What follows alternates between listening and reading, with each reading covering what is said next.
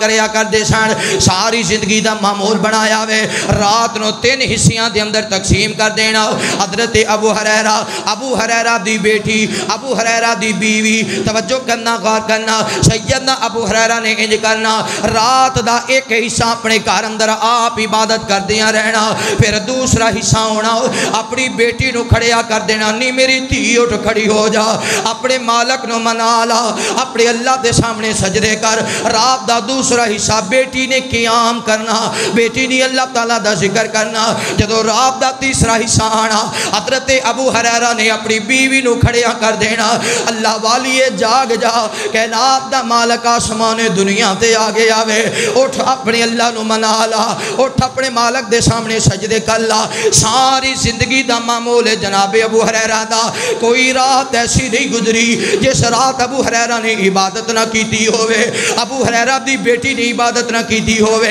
ابو ہریرہ دی بیوی نے عبادت نہ کیتی ہوئے جدو زندگی دے آخری سانس آئے نے ابو ہریرہ دی اکھاں برس گئیاں نے بیلیاں نے آکھے ابو ہریرہ کیوں روئی جا رہے ہو تسی تے ساری زندگی عبادت اندر گزار دیتی ہے آپ فرماتے ہیں میرے سجنوں میں اس وجہ تو رو رہے آواں اگلا سفر بڑا لمبا گئے میرے کل خرچہ بڑا تھوڑا گئے اگلا سفر بڑا لمبا گئے اے نوجوانوں میں بھی اپنے گریبان اندر نظر مارنا وا تسی بھی اپنے گریبان اندر چانک کے ویکھو ساڈا بھی تے اگلا سفر بڑا لمبا گئے اسی کیڑا خرچہ جمع کیتا ہے اسی کنیاں نمازاں پڑھیاں نے اسی کنے روزے رکھے نے اسی کنا صدقہ خیرات کیتا وے ابو ہریرہ تے ساری زندگی ہر رات اپنے رب نو مناندے رہے نے دنیا تو جان لگے نے تے رو پے فرماندے نے ابو ہریرہ